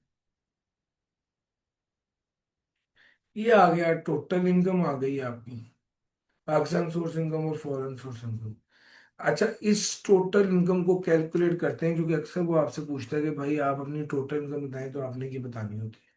फिर उसके बाद जब टोटल इनकम कैलकुलेट कर लेते हैं तो सबसे पहला काम आपका ये होता है कि उसमें से एफटीआर, सेपरेट ब्लॉक आइटम, और एग्जेम्प्ट इनकम को लेस करें। एफटीआर को इसलिए लेस करते हैं क्योंकि एफटीआर इनकम पे तो आपको टैक्स, टोटल इनकम में से एफटीआर इनकम लेस करते हैं, सेपरेट ब्लॉक आइटम लेस करते हैं, एग्जेम्प्ट इनकम लेस कर देते हैं, और डिडक्टेबल अलाउंस लेस कर देते हैं। ये चार चीजें जब लेस हो जाती हैं तो फिर टैक्स इनकम बनती है। अब सवाल ये कि डिडक्टेबल अलाउंस क्या है? तो डिडक्टेबल अलाउंस में ज़कात आ गया, वर्कर वेलफेयर फंड आ गया, वर्कर प्रॉफिट पार्टिसिपेशन फंड आ गया, और एजुकेशनल एक्सपेंस आ गया। सर, एजुकेशनल एक्सपेंस की बात थोड़ी सी बताऊं।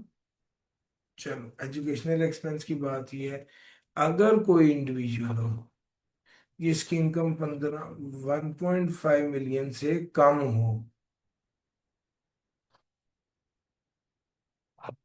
लेस देन 1.5 मिलियन, इसकी 1.5 मिलियन से इनकम, यार ये बहुत ही गंद पड़ गया, 1 मिनट ठहरे सर। 1.5 मिलियन से इनकम, मेरा ख्याल है शायद कुदरत को ये मंजूर नहीं है कि मैं ये वाली बात आपको बताऊं। एक कोशिश आखिरी करने लगा हूं, अगर अब भी ना हुआ तो समझ जाइएगा कि शायद इसने पेपर में नहीं आना, तभी नहीं बात हो पा रही।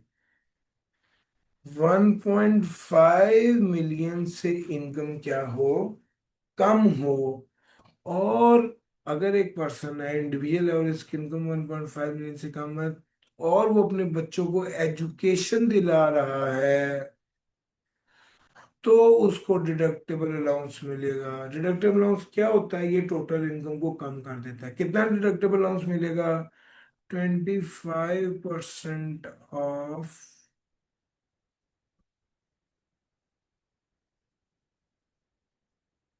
जी सर, इसमें तीन बातें थी। तीन बातें थी। पहली बात ये थी कि 25% ऑफ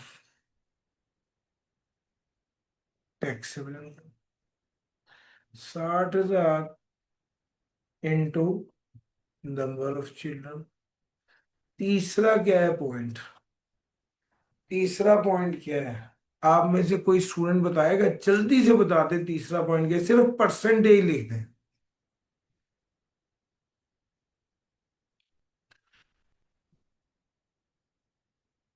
शाबाश। 5% ऑफ ट्यूशन फी। सही बताया, जबरदस्त। सर जी, आप मेरे साथ चल रहे हैं, मुझे इस बात की खुशी है। मैं अकेला नहीं लगा हुआ, आप लोग मेरे साथ चल रहे हैं, बस मैंने यही देखना था। लो sir, Pakistan source income, foreign source income, total income आ गई। इसमें से FTR, separate block item, exempt income less कर देंगे, डिडक्टेबल अलाउंस भी लेस करेंगे तो टैक्स इनकम आ जाएगी। टैक्स इनकम आ जाएगी तो उस पर रेट अप्लाई करेंगे तो टैक्स लायबिलिटी आ जाएगी। टैक्स इनकम से टैक्स लायबिलिटी आने में बाकी सारी बातें तो आपको पता है। आपने सबसे पहले टैक्स इनकम से टैक्स लायबिलिटी में इंडिविजुअल है, एओपी है या कंपनी है, ये देखना होता है। आमतौर पे इंडिविजुअल हो तो फिर देखते हैं कि ये सैलरीड है या नॉन सैलरीड है। सर कैसे पता चलेगा कोई सैलरीड है या नॉन सैलरीड है? सर जी, जिस बंदे की income from salary 75% of taxable income से ज्यादा हो तो उसे सैलरीड कहा जाएगा। सर हम ये बाइफरकेशन कर क्यों रहे हैं? इसलिए कर रहे हैं क्योंकि सैलरीड का टेबल अलग है और नॉन सैलरीड का टेबल अलग है। नॉन सैलरीड के केस में वो कहता है 75% या उससे कम इनकम सैलरी हो, सैलरी 75% या उससे कम सैलरी इनकम हो किसका? टैक्सेबल इनकम का, तो वो नॉन सैलरीड हो। नॉन सैलरी का टेबल रहता है। जो नॉन सैलरी का टेबल है वही टेबल एओबी के लिए भी यूज होता है। एक इसमें खास बात क्या है? हाई अर्नर सरचार्ज की। सैलरीड पर्सन हो, इनकम 10 मिलियन से ज्यादा हो, सैलरीड पर्सन हो तो 9% हाई अर्नर सरचार्ज लगता है। नॉन सैलरीड हो तो 10% हाई अर्नर सरचार्ज लगता है। सैलरीड हो तो 9%, सैलरीड ना हो तो 10% हाई अर्नर सरचार्ज लगता है। लो सर, अब टैक्स लाइबिलिटी तक मैंने आपको पहुंचा दिया। सर मेरे साथ चल रहे हैं। मैं आपको एक शॉर्टकट मेन चारा से लेके जाऊंगा तो बहुत लंबा रास्ता है, हम लेट हो जाएंगे। मैं आपको शॉर्टकट लेते जाते जाते फॉर्मेट के सारे आपको पूरे हेड्स ऑफ इनकम कवर करा दिया है। अब फॉरेन सोर्स इनकम वाली बात करा दी है, एग्जेम्प्ट इनकम करा दी है, एफटीआर करा दिया, सेपरेट ब्लॉक आइटम करा दिया, और अब मैं आगे चला हूँ और अब बात कर रहा हूँ टैक्सेबल इनकम पर से टैक्स लायबिलिटी निकाल लिया। और अब बात कर रहा हूँ फॉरेन टैक्स क्रेडिट की। अगर मैं फॉरेन टैक्स क्रेडिट की बात करूं तो फॉरेन टैक्स क्रेडिट में मजीद मुझे ये देखना पड़ेगा कि फॉरेन टैक्स क्रेडिट की कंडीशंस होती हैं सर कुछ।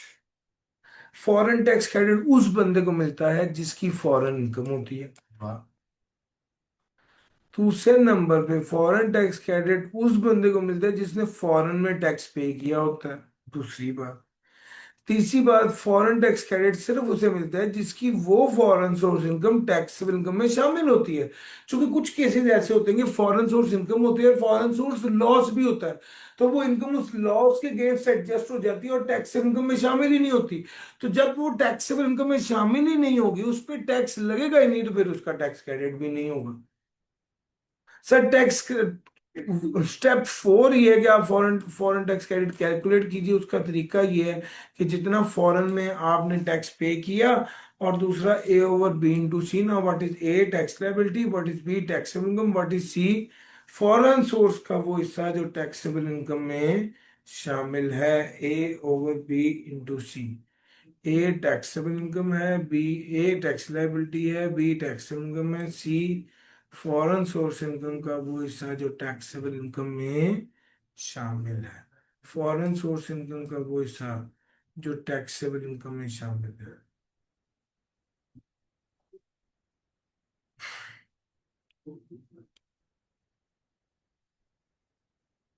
फॉरेन सोर्स इनकम का वो हिस्सा जो टैक्सेबल इनकम में शामिल है। इस तरह करके ए ओवर बी इंटू सी करेंगे। ये आपकी एक ये वैल्यू आ जाएगी जिसको एवरेज रेट कहते हैं, दूसरा पेड इन फॉरेन कंट्री आ जाएगा। इन दोनों में से जो लोअर होगा उसके बराबर हम टैक्स कैलकुलेट कर लेंगे।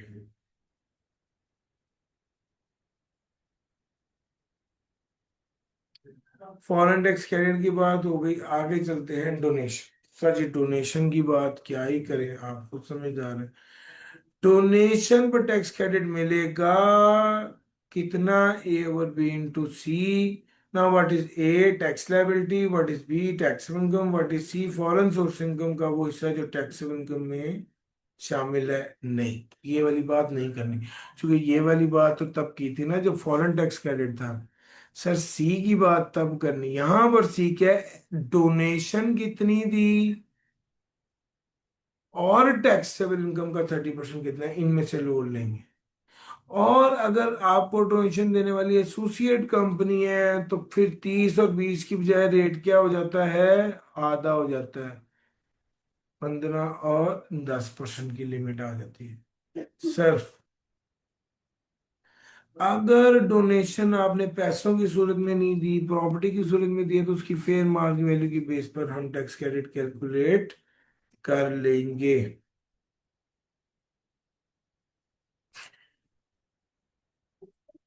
ले सर, ये डोनेशन के हवाले से बात थी। आपको एक बात और बताता चलूं, टैक्स लायबिलिटी के बाद अगर फॉरेन टैक्स सवाल में फॉरेन टैक्स क्रेडिट भी और डोनेशन भी, तो डोनेशन लेस करने के बाद जो अमाउंट आती, sorry, foreign tax credit less करने के बाद जो अमाउंट आती है वो लेते हैं डोनेशन को ए ओवर बी इंटू सी कैलकुलेट करते वक्त टैक्स लायबिलिटी के तौर पे। हम जो वैल्यू लेते हैं ये फॉरेन टैक्स क्रेडिट के बाद वाली वैल्यू है इसका। यार इसको चार्जिंग पे लगा देते हैं अभी, आगे न्यूमेरिकल कराने वहां पे ज्यादा जरूरत है। अच्छा जी, ये आ गया आपका donation.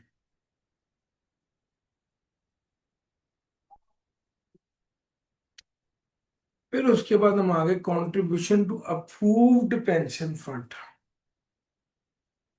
Contribution to approved pension fund. Sir यहां पर भी A over B into C है, ये लें sir. Contribution to approved pension fund सबसे पहले ये एलिजिबल पर्सन को मिलेगा, यानी इंडिविजुअल को मिलेगा, एओपी या कंपनी के लिए नहीं है। और इंडिविजुअल भी वो जिसका एनटीएन बना हो, सीएनआईसी हो या एनआईसी फॉर ओवरसीज हो।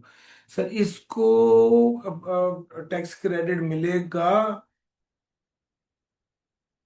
यस, अगर इसकी salary under the head income from business, या इसकी इनकम सैलरी के हेड में हो या बिजनेस के हेड में हो, कितना टैक्स हेड मिलेगा, ए ओवर बी। और इसने अप्रूव पेंशन फंड में कंट्रीब्यूट किया और टैक्स हेड मिलेगा A over B into C. ना what is A tax liability, what is B tax income, and what is C lower of total contribution by person और 20% of taxable income. Sir ये A over B into C. Yes, loan for house construction. Sir ये कीमती tax credit है। Sir अगर आपने loan लिया है, किसके लिए लिया है, कहां से लिया है, स्केजुअल बैंक से, फाइनेंशियल इंस्टीट्यूशन से, गवर्नमेंट से, स्टैट्यूटरी बॉडी से या पब्लिक लिस्टेड कंपनी से लोन लिया है, किस मकसद के लिए लिया है, घर बनाने के लिए, खरीदने के लिए, तो क्या मिलेगा? टैक्स क्रेडिट मिलेगा। कितना घर है? पर्सनल हाउस बनाना है 250 स्क्वायर फीट का तक का सर, या फ्लैट बनाना है 2000 स्क्वायर फीट तक का, तो आपको ये वाला लोन मिलेगा। और लोन पर टैक्स क्रेडिट मिलेगा। कितना मिलेगा टैक्स क्रेडिट की, क्या calculation? A over B into C. Now what is A? Tax liability. What is B? Taxable income. What is C? Sir, actual या 30% ऑफ टैक्सेबल इनकम, इन दोनों में से जो लोअर होगा, यानी एक्चुअल इंटरेस्ट ऑन लोन या 30% ऑफ टैक्सेबल इनकम, इन दोनों में से जो लोअर होगा उसके बराबर आपको टैक्स क्रेडिट मिल जाएगा।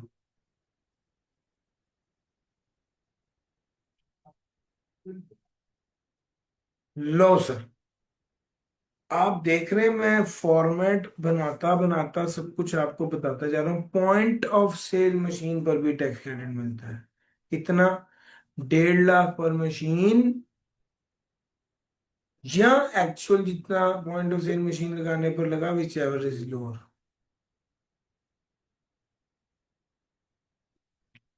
ये खत्म करवाया तो था, फिर आपने जान दी। ये वाली चीज निकल गई थी तो खत्म कर गई ना। ये भी चलो, जाने दो। सर एक और टैक्स क्रेडिट है। सर जी, एक और टैक्स क्रेडिट है, इसको भी डिस्कस कर लेते हैं जल्दी से। एलिजिबल पर्सन अगर एलिजिबल इन्वेस्टमेंट करेगा तो टैक्स क्रेडिट लगेगा। एलिजिबल इन्वेस्टमेंट किस में होती है? नई मशीनरी, बिल्डिंग इक्विपमेंट, हार्डवेयर और सॉफ्टवेयर में। इन सारी चीजों में इन्वेस्टमेंट की हो, एलिजिबल पर्सन है। ऑल्दो ये पुराना टैक्स क्रेडिट है, और ये अभी आपको मैं जब कराऊंगा तो आपको समझ भी आ जाएगी कि यार ये पुराना टैक्स क्रेडिट है।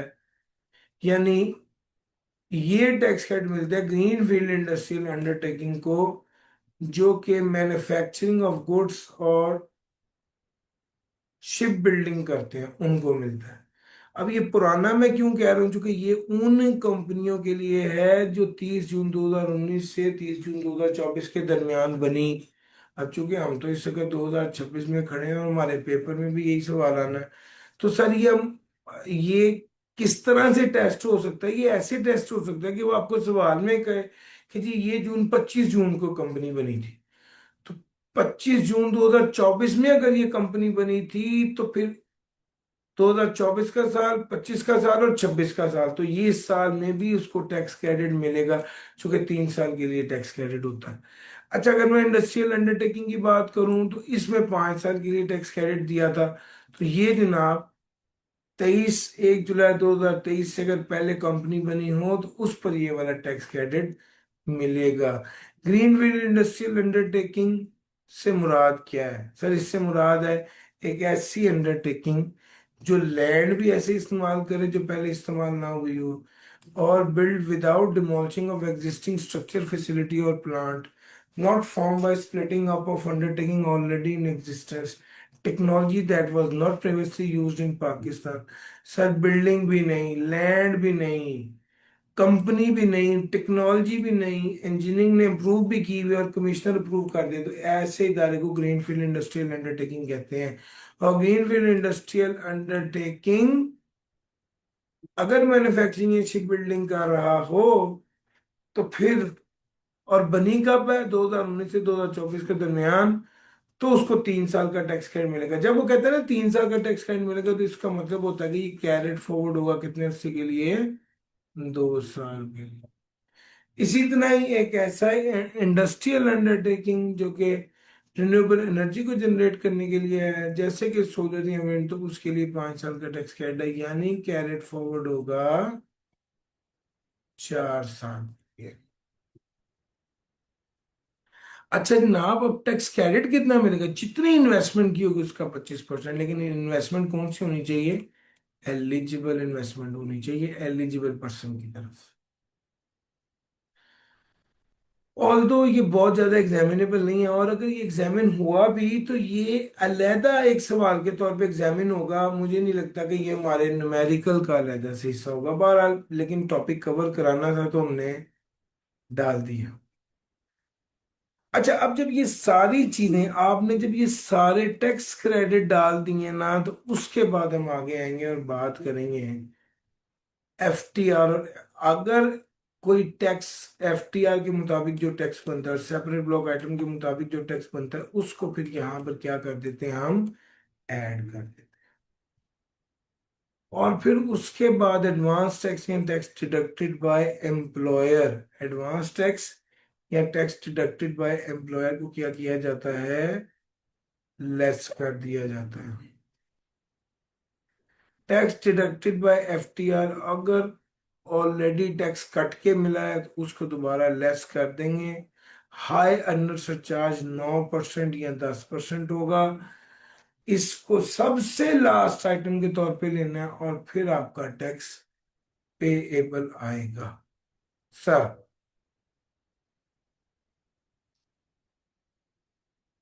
ये हमारी सारी बातें थी। मैंने सारे हेड्स ऑफ इनकम को कवर किया, पाकिस्तान सोर्स इनकम को कवर किया, फॉरेन सोर्स इनकम को कवर किया, टोटल इनकम को कवर किया। और फिर उसके बाद टोटल इनकम के बाद मैंने फॉर्मेट में FTR, separate block item, exempt income को कवर किया, डिडक्टेबल अलाउंस को लेस कर दिया, टैक्स इनकम आ गई, टैक्स इनकम से टैक्स लायबिलिटी को लेस किया, टैक्स इनकम के बाद टैक्स लायबिलिटी आ गई, उसके बाद टैक्स क्रेडिट्स को लेस करेंगे, और टैक्स क्रेडिट्स को लेस करने के बाद एफटीआर के मुताबिक जो टैक्स था उसको ऐड करेंगे, सेपरेट ब्लॉक आइटम के मुताबिक जो टैक्स था उसको ऐड करेंगे, और फिर फाइनली जो एडवांस टैक्स था वो लेस कर देंगे। और सबसे लास्ट में आय सरचार्ज, सैलरी के केस में 9% या नॉन सैलरी के केस में 10%, उसको ऐड करके आपका टैक्स पेबल निकलेगा। सर जी, पूरा फॉर्मेट बड़ी डिटेल से बता दिया। मुझे एक बार बता दीजिए, अगर अच्छे से समझ आई तो डबल वाई, मुनासिब समझ आई सिंगल वाई, नहीं समझ आई नो लिख दीजिए। अब मैंने आपको सवाल कराने हैं।